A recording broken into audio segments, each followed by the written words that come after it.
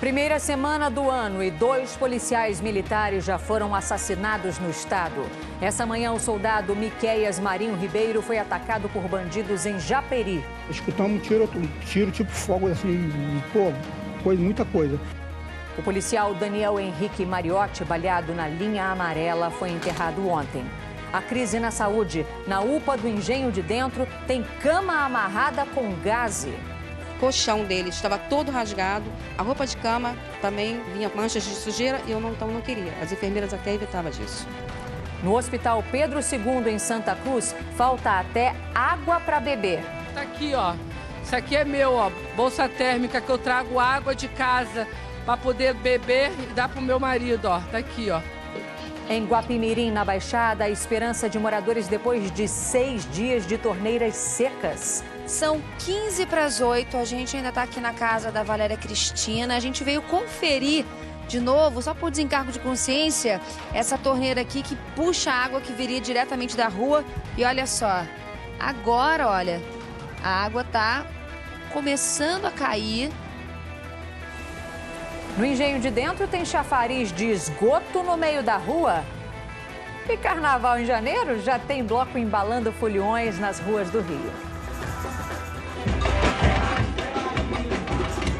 Tudo isso e muito mais agora, aqui no RJ1.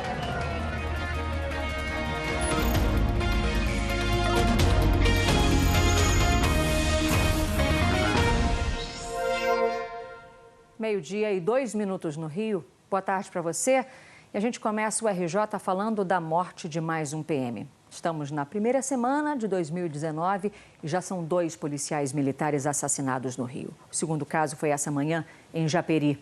A gente vai ao vivo à divisão de homicídios da Baixada, onde está a Flávia Januzzi, e a gente vai falar com ela ao vivo. Oi, Flávia, boa tarde para você. Oi, Renata, boa tarde para você, boa tarde a todos. Olha, é o segundo policial morto no estado em menos de 48 horas.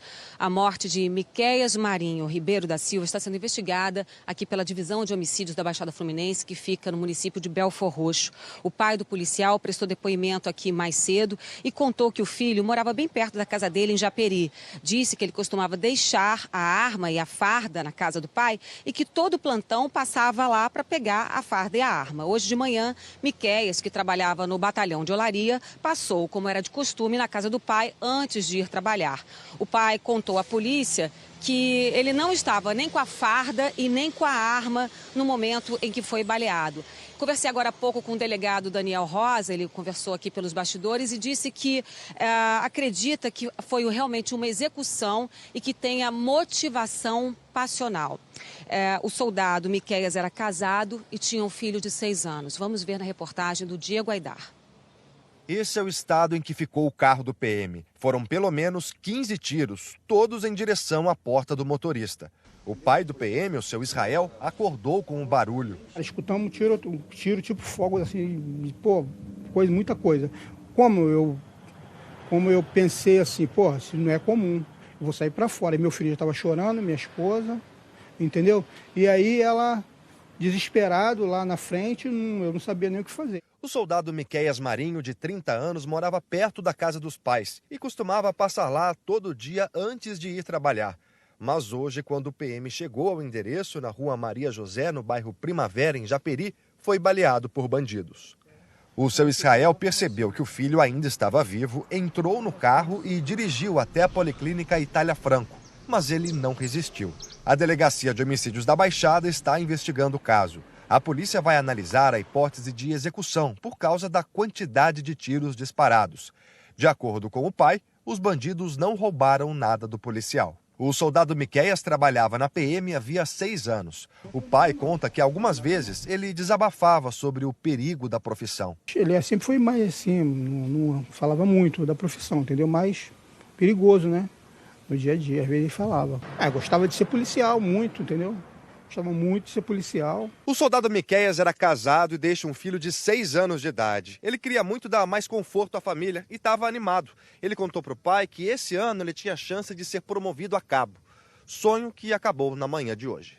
Um filho muito assim, estudioso, sempre foi muito estudioso, muito inteligente, entendeu? Muito trabalhador também, cumpria os seus horários no trabalho, sempre foi assim. E pai é pai. E a polícia já tem 2 suspeitos da morte do policial militar Daniel Henrique Mariotti no último sábado. Daniel foi o primeiro PM assassinado no Rio em 2019. A Delegacia de Homicídios da capital vai ouvir testemunhas que estavam na linha amarela na hora do crime. A polícia já tem 2 suspeitos e o delegado responsável pelas investigações disse que está reunindo provas para pedir as prisões. A priori, o que indica é que eles têm esse envolvimento com o tráfico de drogas ali da região e eles praticam o roubo, até porque o tráfico de drogas em algumas localidades também estão vinculados com o roubo de rua também na região. O Disque Denúncia divulgou um cartaz oferecendo R$5 mil para quem der informações que ajudem a levar para a cadeia os bandidos que cometeram o crime. O PM Daniel Henrique Mariotti foi baleado no sábado quando passava pela linha amarela na altura da Avenida dos Democráticos, em Bom Sucesso. Ele estava de moto, sozinho, fazendo patrulhamento da área e foi atacado por bandidos que roubavam um carro na Via Expressa. O policial militar foi atingido na cabeça.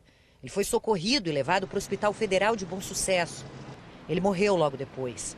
Daniel Henrique Mariotti foi enterrado ontem no Jardim da Saudade, em Sulacap. Os secretários das polícias civil e militar e o governador Wilson Witzel estiveram no enterro. Nós não vamos permitir que o crime organizado continue barbarizando a nossa sociedade. É preciso agir com rigor. O Estado é mais forte que eles e eu vou usar todos os esforços e meios para aniquilar e asfixiar esse crime organizado. O secretário da Polícia Militar, Coronel Figueiredo, admitiu que o soldado ficou mais desprotegido porque estava sozinho na moto da PM. Esse planejamento tem que ser sempre reavaliado, né? E a cada momento, a cada fato, né, a gente pode rever protocolos. Então vamos nos reunir com todo o comando e avaliar caso a caso. Ele estava em uma equipe, só que ele estava mais à frente da equipe. Então ficou nesse momento um pouco vulnerável. A secretária de Desenvolvimento Social e Direitos Humanos também foi ao enterro. É nossa obrigação respaldar essas famílias, é nossa obrigação garantir melhor forma de trabalho para que isso não aconteça mais.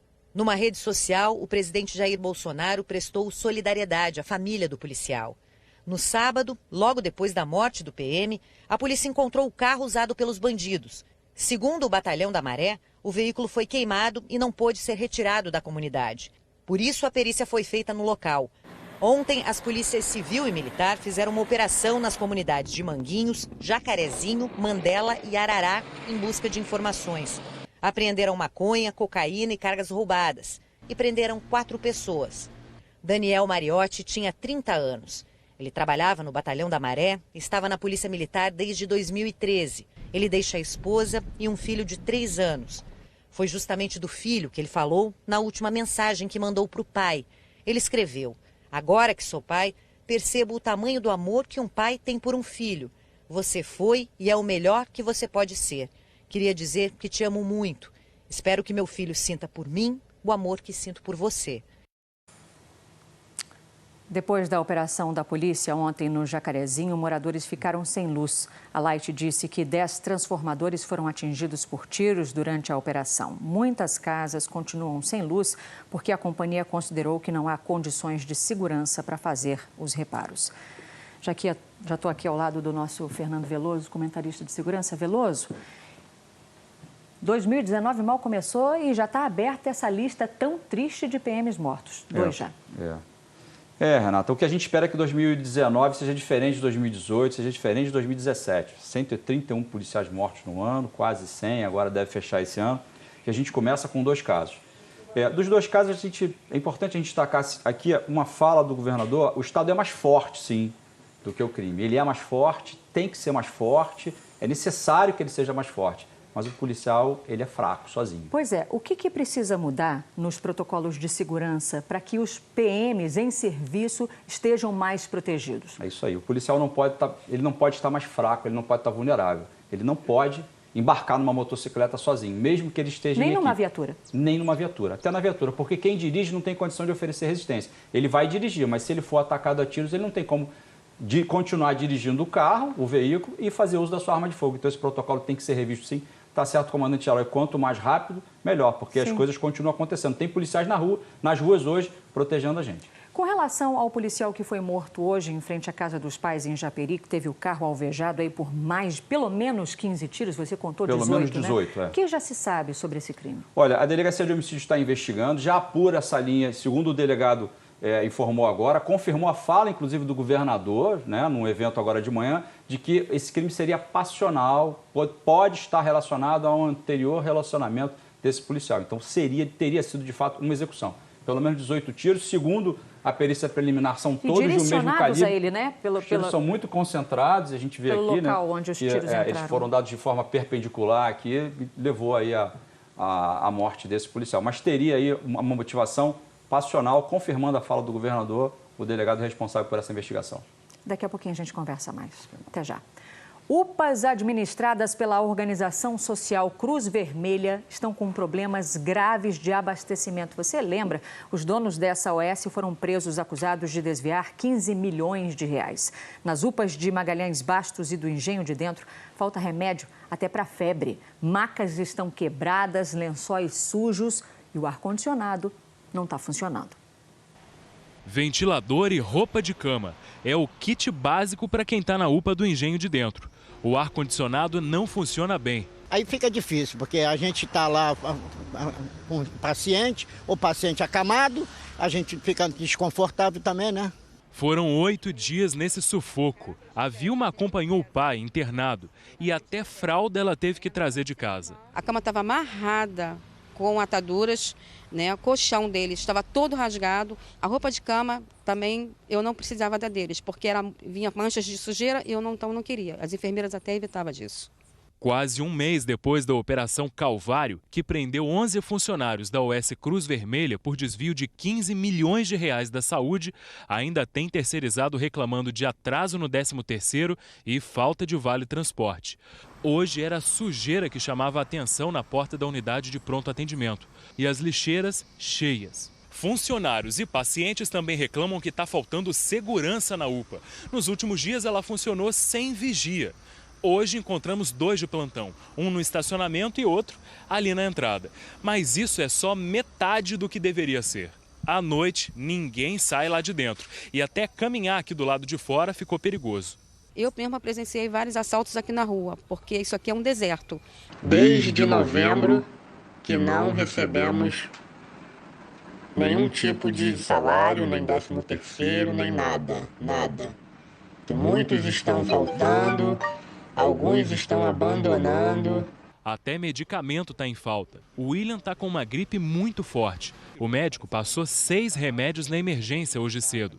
A UPA não tinha nenhum deles, nem para abaixar a febre. Desses 6 remédios, quantos você conseguiu aqui? Nenhum. O que disseram para você? Que não tinha.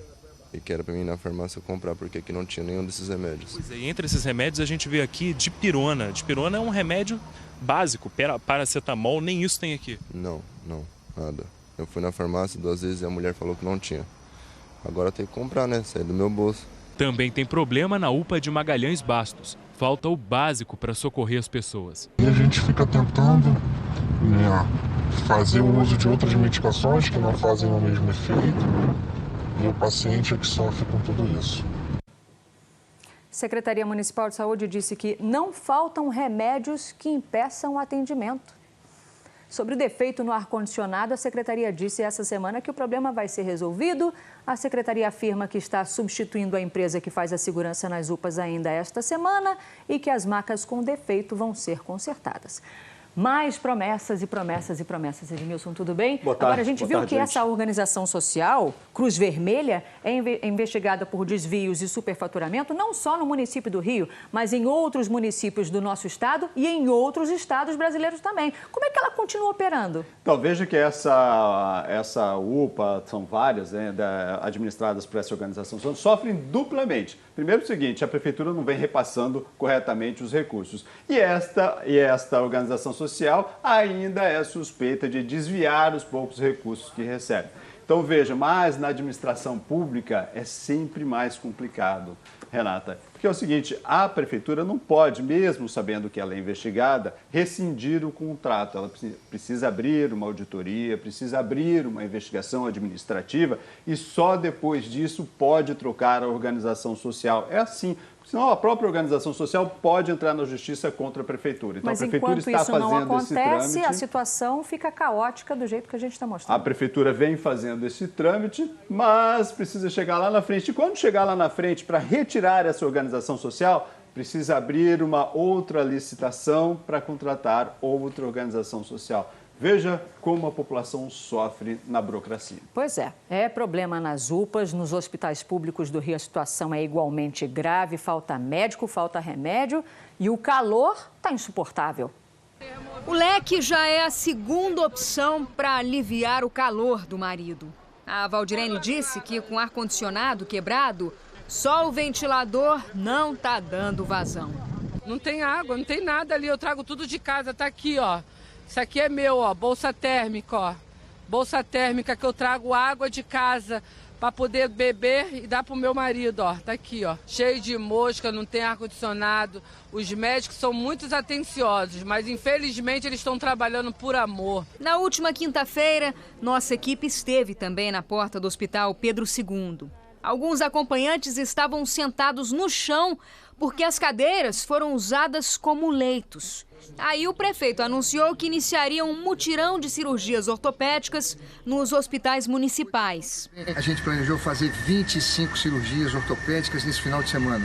Agora, acabei de receber informação que nós fizemos 41. Mas o sobrinho da Lígia chegou ontem no Pedro II com fratura na região do punho e ainda aguardava um leito. Ele está com vários ossos do punho e mão quebrado e está na sala amarela, não tem leito, não tem nada. Tem que esperar. A parte estrutura do hospital, limpeza, tá horrível. Mosquito, alimentação para paciente está horrível. Tá tudo ruim, tudo ruim. A saúde nossa no Rio de Janeiro tá degradada, tá de mal a pior. Só nesse início de ano, a gente já mostrou o sofrimento de um monte de pacientes que buscam atendimento nos hospitais públicos do Rio. Na rede estadual, a situação também é grave. Ventiladores e leques ganharam destaque nos hospitais de Saracuruna, em Caxias, e no Carlos Chagas, em Marechal Hermes. Se os pacientes não morrem com a doença do qual está, morre de calor. A situação também era a mesma no Getúlio Vargas e no Azevedo Lima, em Niterói. Lá, nem as grávidas escapavam do calor. Tá demais, a saúde tá precária. O governador também fez promessas. Wilson Witzel garantiu que o problema vai ser resolvido. Nós estamos trabalhando com a máxima urgência para resolver o problema. Os técnicos da Secretaria de Saúde estão trabalhando nos ar-condicionado e esse tipo de coisa não vai acontecer mais. Nós vamos acabar com isso. Agora, não só vou acabar com o problema de gestão, como vou punir os responsáveis por terem deixado de chegar nesse estado. E olha a situação aqui dos acompanhantes chegando. Todo mundo sempre cheio de bolsa. O que você está trazendo aí? Eu estou trazendo desodorante, pasta de dente, álcool 70. Esparadrapo? Esparadrapo, tudo isso. Não tem lá? Não, para ele não. Lençol também? Lençol, toalha, tudo isso. Desde o dia 23, que ela teve aneurisma cerebral, e eu nunca vi aquele ar de lá funcionar. É sempre ventilando. E lá na UTI precisa de ar, por quê? Por causa das bactérias. Então a maioria dos pacientes estão com pneumonia, febre alta. O ar-condicionado não existe. É um calor absurdo. E a saúde da sua mãe? Entregue na mão de Deus, né? Se não fosse a mobilização dos parentes dos pacientes trazendo absolutamente tudo, de água a lençol, eu não sei o que aconteceria com essas pessoas que estão doentes e precisando de assistência, Edmilson. Olha, você viu ali, o governador falou que vai acabar com isso. Isso não se acaba imediatamente, isso não é verdade, isso demora um Não é mágica. Não, isso não é mágico, isso é investimento, planejamento e investimento, e isso ainda vai demorar. Agora eu quero te mostrar uma imagem, do Miguel Couto. A gente tem uma imagem do Miguel Couto porque isso não está acontecendo, esse grande problema não está acontecendo só em hospital de organização social, não. Esse é o Miguel Couto e olha o ventilador ali no meio. Que é da própria prefeitura, né? É da própria prefeitura, o ventilador, isso mostra a falta de investimento, isso mostra que toda a rede. Mostramos a rede estadual, a rede municipal, isso mostra que a população está sofrendo mais. Mas quero te mostrar uma outra situação que encontrei. Fuxicando hoje o Diário Oficial do município, Oficial, gente. Edmilson encontrou um absurdo. Pasmem aqui. Está dizendo no Diário Oficial uma nova lei que foi sancionada pelo prefeito. Obrigatoriedade de instalação de ar-condicionado veicular nas ambulâncias. Ora, gente, e a gente pensando que isso já existia, né? Isso é uma bobagem, isso é uma grande bobagem que diz o seguinte: quando você contrata uma ambulância para a prefeitura, você bota lá, a ambulância deve ter ar-condicionado e ponto. Não precisa perder tempo, não precisa usar o aparato da Câmara Municipal, aprovar uma lei para escrever o óbvio. Uma pessoa que já não está bem, que vai ser transportada por uma ambulância, precisa ir numa ambulância climatizada, porque senão vai morrer com 50 graus. Meu Deus, o prefeito Marcelo Crivella tem muito a dizer à população carioca sobre essa lista de problemas gravíssimos que trazem tanto sofrimento para quem busca saúde no Rio. O repórter Danilo Vieira fala ao vivo do Palácio da Cidade. Danilo, boa tarde para você. O prefeito passou ainda há pouco por aqui, Renata Capucci, acabou de acabar uma entrevista coletiva que a Prefeitura convocou para explicar como é que vai funcionar o novo sistema de controle de gastos das OS. Esse sistema passou a valer no dia 1º de janeiro e ele pretende aumentar o controle da Prefeitura em cima dos gastos das OS. Uma dessas mudanças diz respeito a um painel eletrônico de controle de gastos. Esse painel ficava frequentemente desatualizado porque as OS elas justificavam seus gastos em documentos de papel. Agora elas vão ser obrigadas a digitalizar todos os documentos e fazer a atualização eletronicamente desse painel assim, em tempo real. Outra mudança vai ser a análise de prestação de contas, que antes era feita por amostragem. Agora, todos os 25 contratos que a Prefeitura tem com as OS vão ser analisados por um relator específico, cada um analisando cada um desses contratos, e depois vai ser feito um relatório para cada contrato. Esse relatório vai ser divulgado no portal da Prefeitura. Outra mudança diz respeito a pessoal, que representa 60% dos gastos da OS. A Prefeitura não tinha qualquer controle em relação a isso.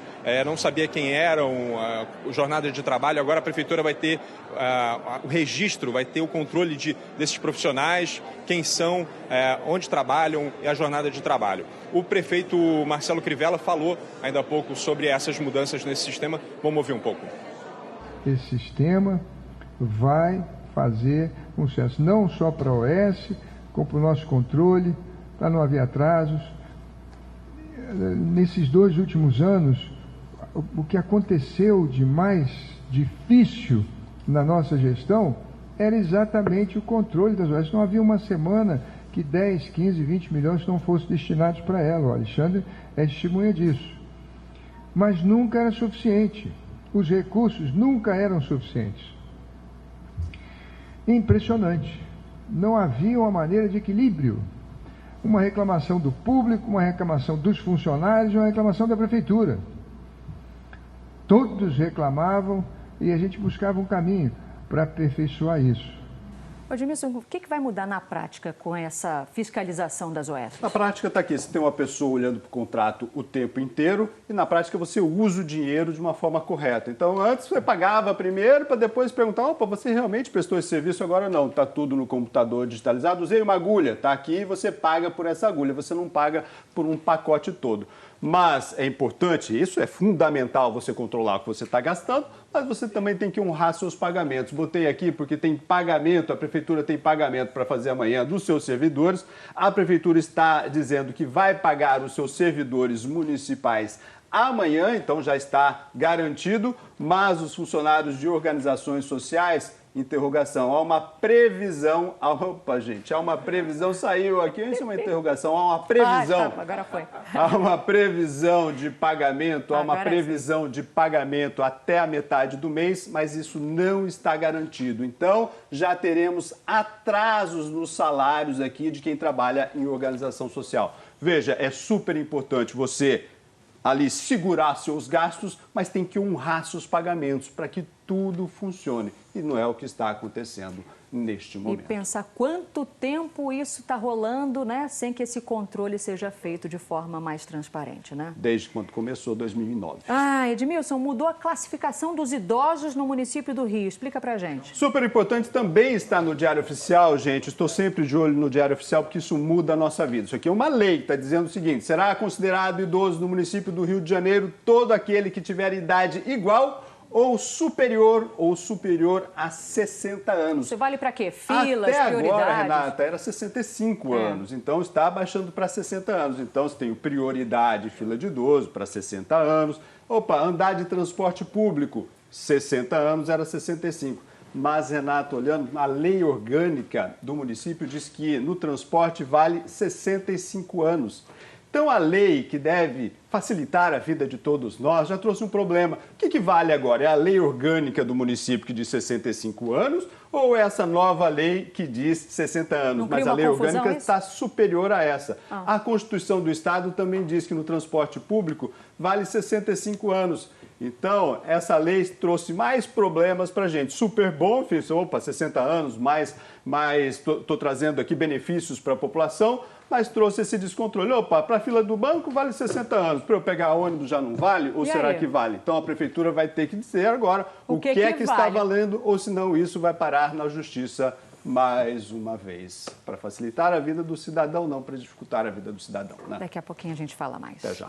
Um milionário carioca descobriu que não tem mais um tostão na conta. 27 milhões de reais foram desviados pela mulher dele. E ainda, uma lutadora de MMA reage e dá uma surra no bandido que tentou roubar o celular dela. Você vai ver já já. Agora é 12h27. Uma pessoa morreu e 3 ficaram feridas num bar em Queimados, na Baixada, ontem à noite. Segundo testemunhas, uma pessoa que estava num carro preto passou atirando. A polícia investiga o que motivou esse crime e ninguém foi preso. O novo defensor público-geral do Estado do Rio, Rodrigo Batista Pacheco, tomou posse hoje numa cerimônia na sede da Defensoria. O repórter Diego Sarza acompanhou a cerimônia, que terminou ainda há pouco, e traz os detalhes ao vivo para a gente. Oi, Diego, boa tarde para você. Oi, Renata, boa tarde para você, boa tarde a todos. Pois é, essa cerimônia acabou agora há pouco, participaram autoridades, entre elas o presidente do Tribunal de Justiça do Estado, Milton Souza, também o presidente da Alerj em exercício, André Siciliano, e o governador Wilson Witzel. Rodrigo Batista Pacheco, novo defensor-geral do Estado, defendeu que todos os setores da sociedade dialoguem, conversem. Ele falou então, durante essa atividade de cerimônia, quem também falou foi o governador Wilson Witzel. Ele defendeu, portanto, que o sistema penal não seja tão reincidente, que as prisões elas sejam de fato modernizadas para recuperar os presos antes que eles retornem para a sociedade. Witzel voltou a defender que bandidos armados com fuzis sejam abatidos. E isso não é de comum acordo justamente com o novo defensor-geral. Ele disse aqui durante a cerimônia que o bandido só deve ser morto se estiver efetivamente prestes a atirar. Vamos ouvir. Isso aí já está mais do que dito, é artigo 25 do Código Penal. Se entrar um traficante de fuzil dentro do Shopping Leblon, vai fazer o quê? Vai atirar nele. Agora, na favela pode andar de fuzil. Então, não pode ter 2 pesos e 2 medidas. Quem está armado com arma de guerra não pode, em hipótese alguma, essa pessoa circular livremente. Então, nós vamos fazer o que nós estamos fazendo. O defensor tem uma opinião contrária. Ele demonstrou em algumas entrevistas uma opinião contrária a esse abate. A Defensoria Pública ela faz o papel dela. Se o acusado, a pessoa for acusada, ela vai lá e defende. Não importa quem quer que seja, vai ser defendido. Né? O acusado ele tem que ser defendido pela Defensoria Pública em qualquer hipótese. Não importa qual foi a situação, se defende com a prova dos autos. A baliza que existe hoje é a legítima defesa. O que diz a legítima defesa? Você pode usar os meios moderadamente e que estejam à sua disposição para repelir o quê? Uma agressão que esteja acontecendo ou prestes a acontecer. Se a pessoa estiver colocando em risco a vida de alguém ou prestes a colocar, em tese, ela age em legítima defesa, mas essa é uma análise sempre em tese, porque a gente depende do caso concreto. O policial pode ser punido, na opinião do senhor, no caso de não ser comprovado que havia esse risco? Aí a gente vai depender da investigação da Polícia Civil e se o Ministério Público vai processar o policial. Veloso, o novo defensor público e o governador Wilson Witzel definitivamente estão com opiniões bem diferentes no que diz respeito ao abate de bandidos portando fuzis. Esqueceram de combinar aí, né, Renato? Vamos tentar explicar para as pessoas aqui. O que acontece é o seguinte, não tem muita dúvida, isso não é muito complexo não, gente. A questão é, o Código Penal já traz a legítima defesa. Como o defensor público disse, o que é legítima defesa? Alguém está praticando ou em vias de, ou prestes a praticar, como ele disse. Se for configurada essa situação, o policial, o agente está protegido pela lei. Ele pode usar a força necessária para cessar aquela agressão. Essa força pode ser corporal, ela pode ser um comando de voz ou pode ser até força letal, ele pode dar um tiro. Tá aí. O que o governador diz é o seguinte, é uma espécie de salvo-conduto. Se o policial atirar em alguém que está com a arma, está resolvido, não tem mais problema. Mas há respaldo legal para isso? Não há respaldo legal. O que a lei diz hoje é a legítima defesa, cada caso é um caso. O que é importante a gente destacar para as pessoas aqui. O policial, a ação do policial, ela não pode ficar sempre sob suspeita. Ela tem que ser ou legitimada, alguém diz, fez bem, agiu correto, e aí esse policial vai trabalhar no dia seguinte, né? Porque ele faz isso todo dia. Ou alguém diz, não fez correto, vai responder pelo excesso que cometeu. Quem diz isso? É o Ministério Público, é a Justiça. Não tem um salvo-conduto, não tem uma fórmula para dizer, deu tiro em alguém com arma, está resolvido. A lei não diz isso, é uma licença para matar. É uma espécie de, como disse o defensor no momento anterior, uma pena de morte indireta. Não é bem assim. Para que aconteça assim, a lei tem que mudar e, por enquanto, não mudou. Tem mais um assunto para a gente conversar. Um assaltante foi preso depois de tentar roubar o celular de uma mulher na porta de casa em Jacarepaguá. A vítima era uma lutadora de MMA e percebeu que a arma era falsa. Aí ela atacou o bandido com socos e pontapés, imobilizou o assaltante. Max Gadelha Barbosa foi socorrido pela polícia numa UPA e levado para a delegacia. A lutadora do UFC, Poliana Viana, disse que percebeu que a arma não era de verdade e por isso reagiu. Com o bandido, os policiais encontraram essa arma de papelão. Fernando Veloso, reação consciente de uma pessoa que está capacitada para agir e com defesa pessoal. Isso aí. Que bom que quem foi nocauteado dessa vez foi o autor e não a vítima, né? Mas a gente tem que dizer aqui o seguinte, a reação, você já respondeu, Renato, a reação ela tem que ser consciente, a pessoa tem que ter muita segurança que ela não vai agravar o resultado. Porque a intenção daquele autor ali era levar o telefone dela. Ela estava sentada no canteiro, ele chegou, perguntou a hora e aí exigiu o telefone. Se ela reage, se ela não tem a condição que ela tem, se ele de fato está com uma arma ou até com uma faca... Ficou com o rosto desfigurado. É um nocaute, né? Talvez agora ele aprenda, né? A lição. Ela poderia ter agravado esse resultado, poderia ter aumentado o risco que ela estava se submetendo. Ela fez isso consciente, ela tem condição de fazer isso, ela é preparada para isso. Se você vai ser vítima, está vendo que vai ser vítima, você tem certeza que ele não está armado, você tem certeza que uma outra pessoa... Porque tem situações, Renata, que às vezes o autor que está ali, ele não está armado, mas pode ter alguém dando cobertura. Então Sim. Isso é uma decisão que tem que ter muita serenidade, a pessoa tem que manter o equilíbrio, que já é difícil, alguém te ameaçando, você manter o equilíbrio. Então, num primeiro momento, é não reagir. Na dúvida, melhor não reagir. A não ser que você tenha realmente muita segurança, reação consciente, nunca por impulso. Até já, Veloso, obrigada. Um milionário carioca descobriu que não tem mais um tostão no banco. Para o Ministério Público, quase todo o dinheiro que o empresário tinha, 27 milhões de reais, foi desviado pela mulher dele. E adivinha onde é que parte dessa fortuna foi parar? Num terreiro de Umbanda. Foi o que o Fantástico mostrou nesse domingo numa reportagem especial do nosso Eduardo Tchau. O dono desse apartamento viveu momentos de terror durante 5 anos. Saiu daqui resgatado pela polícia, maltratado, desnutrido e sem o dinheiro que juntou 27 milhões de reais. Ela começou a ludibriar esse senhor de idade, fazer transferências, emissão de cheques para fazer transferências bancárias milionárias da conta dele para a conta bancária dela. As últimas vezes que a gente conseguiu ver o papai, ele não falava, assim, ele olhava pra gente, o papai tá muito mal. Esse desabafo é da filha mais velha de Waide Pinheiro de Lima, um ex-executivo que fez fortuna dirigindo empresas de refrigerante. A Vandréa Sobreiro procurou afastar esse senhor idoso dos seus filhos, do primeiro casamento, e também começou a se desfazer de alguns empregados domésticos que prestavam serviços na residência do casal. Essa dificuldade foi aumentando até um dado momento em que eles não conseguiam mais encontrar com o pai. E a partir daí iniciou-se uma investigação os órgãos públicos para entender se havia alguma procuração dele concedida a alguém. Foi aí que encontraram 2 escrituras. Em setembro de 2013, Vandréia foi até um cartório para assinar uma escritura de doação de dinheiro. Neste dia, Vandréia doou 7 milhões de reais para Genise Silva.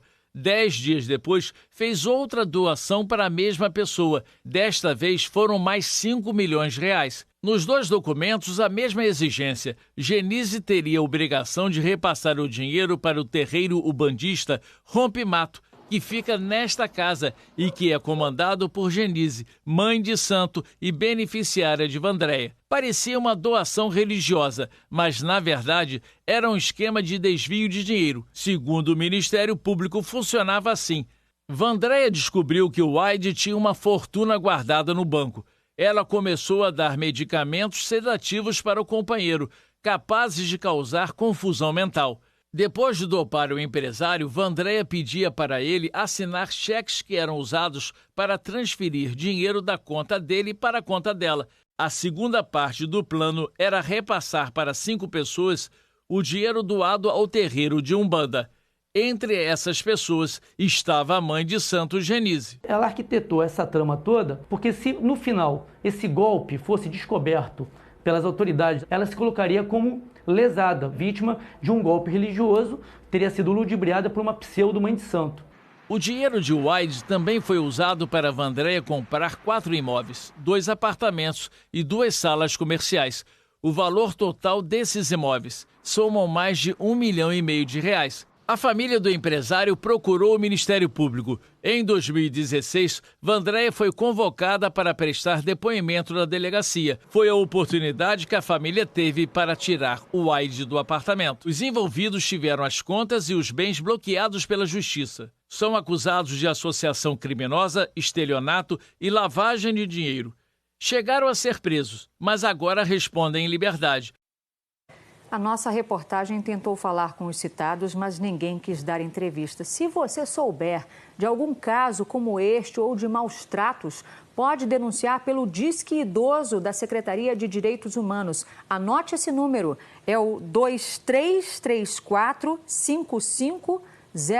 Vou repetir, 2334-5500, porque esse não é um caso clássico de estelionato somente, o Veloso. Não, Renata, não. E a gente repara aí que na matéria foi citado que ela foi presa 5 dias em 2016, agora está respondendo em liberdade. Mas é importante a gente destacar que não é um estelionato tradicional, aquele que tem a fraude, o golpe, aquele engano, não. Só pelo dinheiro, né? Tem o estelionato com maus tratos aí, porque ele era sedado. Então, uma pessoa de 89 anos, quase 90 anos agora, ela vai responder por todos esses crimes. E você citou o Disque Idoso. Importante que as pessoas tenham noção. Isso é muito comum, Renata. Infelizmente é muito comum. Idosos que começam a apresentar uma postura diferente. Prostrados, passam no corredor, os vizinhos percebem que tem alguma coisa diferente. Ou não saem mais, ficam o tempo todo dentro do apartamento, dentro da casa. Se você está percebendo alguma coisa diferente, aciona lá o Disque Idoso, que você pode estar ajudando uma pessoa, um homem que trabalhou a vida toda, construiu um patrimônio e agora ele depende, Renata, para viver de dinheiro que é repassado dessa autora para ele. E tem uma questão envolvendo a filha do casal menor de idade. Há uma dúvida, a família sustenta que a filha deles não seria desse empresário. Então tem um exame de DNA que está sendo feito a pedido da família, na Justiça Civil, e aí isso vai determinar, inclusive, outras questões, porque se esse filho não for, de fato, do empresário, a situação muda para essa senhora. Obrigada, Veloso, pelas suas informações. Agora você imagina, nesse verão, ficar sem água. Pois é o que aconteceu com uma cidade inteira. Guapimirim, na Baixada Fluminense, ali no pé da serra, ficou sem água. Depois de vários dias, hoje a água começou a voltar. A Priscila Chagas foi até lá. Imagina morar num lugar desses, do lado de uma cachoeira, água cristalina. Agora imagina, mesmo assim, não ter água em casa. Mas todos desses 5 registros, nenhum tem água entrando. Porque a linha é única, né? O seu Edson veio de Minas Gerais e mora em Guapimirim, na Baixada, há 47 anos. Depois de tanto tempo, ele já sabe. Durante o mês, uma semana, sempre falta um dia, 2, falta água. Isso sempre acontece. Desde semana passada, os 60 mil moradores de Guapimirim estão passando um sufoco sem abastecimento. Até ontem à noite, muitos continuavam sem água. 10 horas da noite, nenhuma água. Hoje, algumas casas no bairro Bananal, por exemplo, amanheceram ainda com a torneira seca. Essa vem direto da rua? Direto da rua. O quê? Tá saindo nada. Nada. O que salvou a Valéria foi o poço artesiano que ela tem no quintal. Aliás, salvou ela e vários vizinhos. Eu ontem enchi a caixa do vizinho, porque o vizinho sem água, os outros vizinhos vêm buscar água aqui com balde, porque não tem. No início da manhã, a boa notícia que todo mundo esperava. Olha só, agora, olha, a água tá começando a cair, uma pressão que está aumentando. É uma boa notícia aqui para os moradores, mas até agora a água não estava caindo não, começou agora, 15 para as 8 da manhã. A empresa responsável pelo abastecimento de Guapimirim, Fontes da Serra, disse que um deslizamento de terra causado pela chuva forte na semana passada assoreou o rio Soberbo, de onde vem a água fornecida para toda a cidade.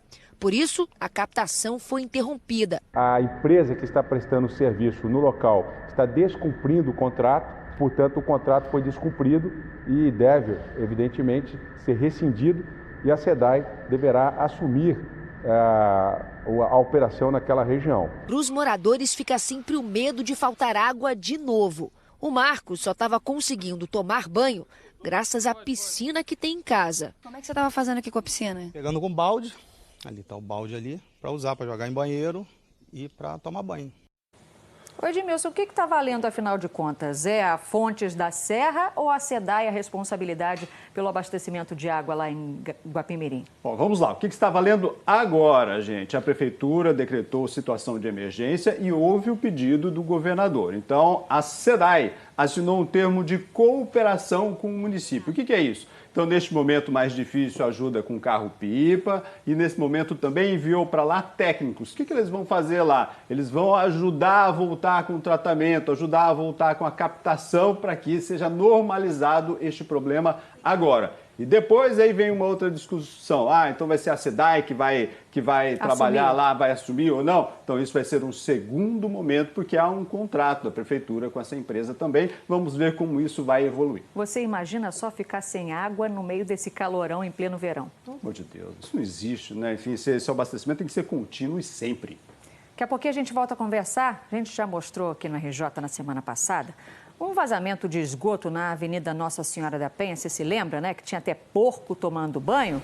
Os nossos parceiros da comunidade RJ voltaram a mandar vídeos pra gente. Olha só como ficou a rua com a chuva que caiu nesse fim de semana. Na semana passada, a SEDAI disse que foi até lá, viu que nem tinha nenhum problema na rede da companhia, que o vazamento tinha acontecido porque canos estavam entupidos de lixo. Já a prefeitura, que ajudou nesse desentupimento, disse que começou hoje uma obra ali para trocar a tubulação. A previsão é de que o serviço fique pronto em 15 dias. Agora, olha só essas imagens impressionantes de um vazamento de esgoto no Engenho de Dentro.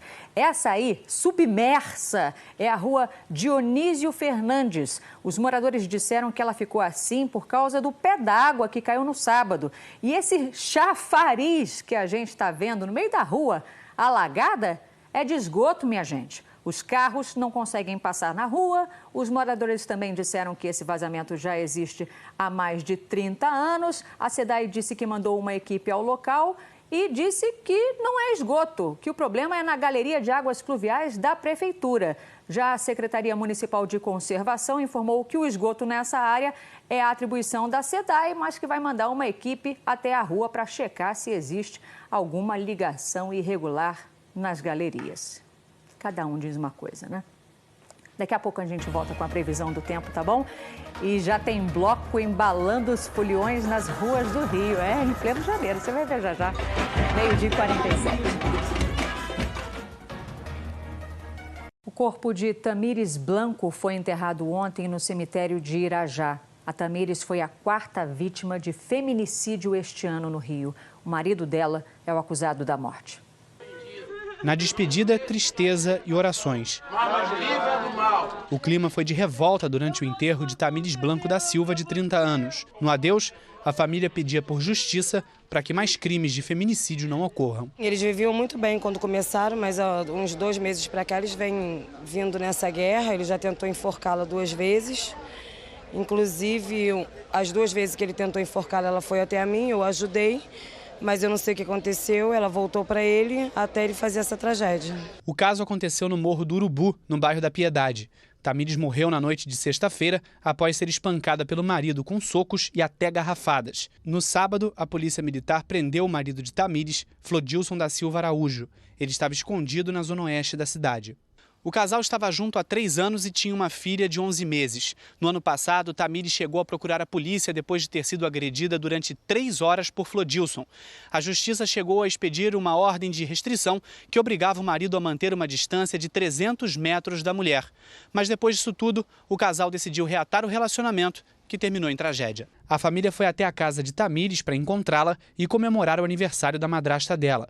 Nesse momento, os parentes encontraram Tamires morta com a filha em cima dela.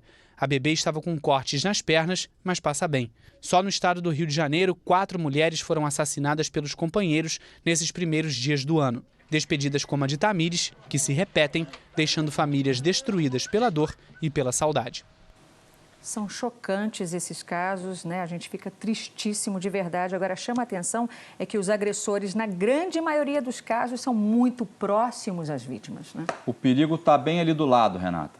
Tem uma pesquisa do Fórum Brasileiro de Segurança Pública que foi feita ano passado, em todo o Brasil. De cada 10 mulheres vítimas de violência, 6 delas foram agredidas por pessoas próximas a ela. O companheiro, um parente, um vizinho. O que isso quer dizer? O agressor está ali do lado.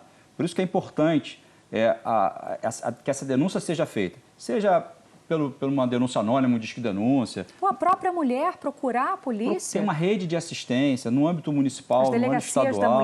As delegacias da mulher. É importante que isso seja feito. A gente vê casos em que as medidas protetivas foram implantadas. O agressor ele é determinado que seja afastado, tem um afastamento e às vezes não resolve. Mas a gente não pode esquecer quantas outras mulheres podem ter sido salvas por essas medidas. O importante é que a mulher não pode ficar nessa luta, nessa solidão desse sofrimento. E a agressão não necessariamente começa com um tapa ou com um soco. Não. Ela começa verbal. Não, né? A gente já disse isso aqui, é importante a gente repetir, Renata. O início do fim pode ser num ato agressivo. É melhor você agir, porque quem sabe, isso pode até salvar um relacionamento, né?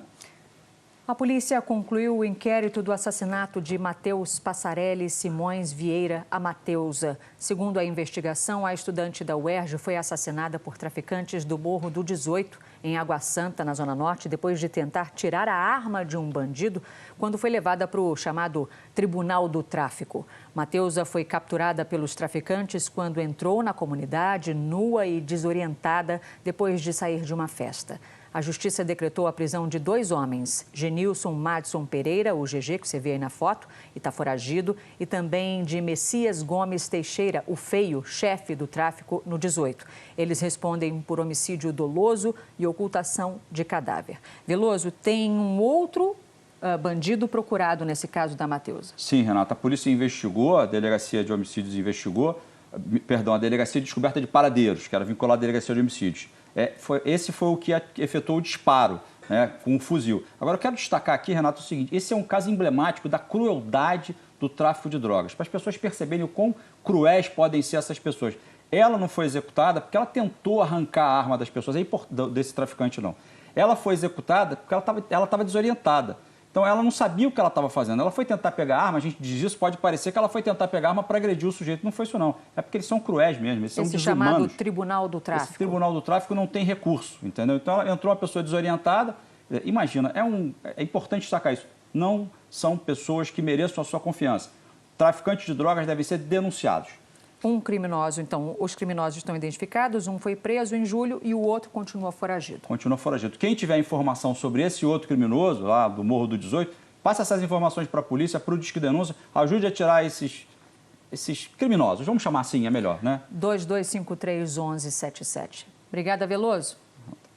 Um homem morreu num acidente em São Cristóvão essa manhã. Foi na Avenida São Luís, perto do Largo do Cancela. Pouco antes das 5 da manhã, um carro foi cruzar para o outro lado da rua e foi atingido por um ônibus. O motorista do carro, Geraldo Silva, de 47 anos, morreu na hora. 5 pessoas foram presas nas praias do Rio neste fim de semana durante a Operação Verão. Ontem, na Barra da Tijuca, a PM prendeu 2 homens que tentavam assaltar uma mulher com uma faca. Em Ipanema, outra dupla foi presa depois de furtar $200 e a identidade de uma turista argentina. No sábado, um homem foi preso em Copacabana depois de levar o celular de um banhista.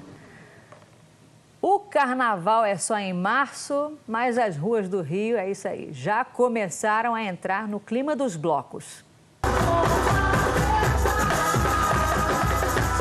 O bloco Fogo e Paixão, com repertório brega, agitou o Parque do Cantagalo.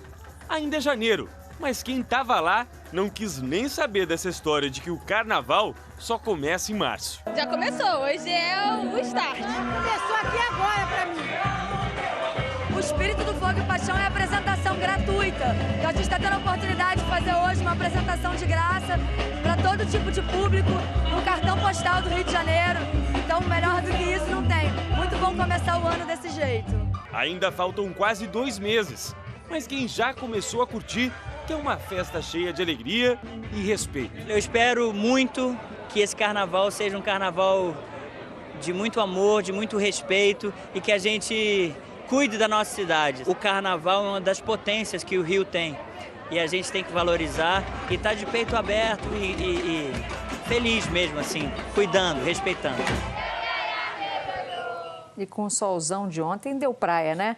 Em Arraial do Cabo, só metade da praia. Olha essa imagem que o Rafael Barreto mandou pra gente. Essa é a Praia Grande, dá pra ver a tempestade na água. Apesar da chuva no mar, o pessoal continuou curtindo na areia. Isso foi no sábado, quando o tempo ainda estava aí meio instável e depois abriu de vez.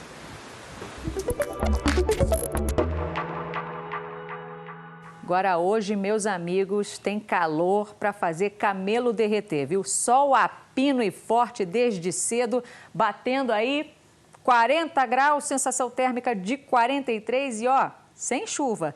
E para a semana pode ir se preparando porque pelo menos até quinta-feira é secura total, calorão, sem chance de chuva, temperaturas lá no alto. Amanhã, olha, 39, quarta 39, quinta-feira 38. Agora vamos dar uma olhadinha na foto. Foto do dia é da Etienne Araújo. Ela clicou a paisagem do Rio, ó, vista de Niterói, degradê super lindo no amanhecer. E assim a gente encerra o RJ de hoje. Você pode rever tudo que a gente mostrou no Globoplay.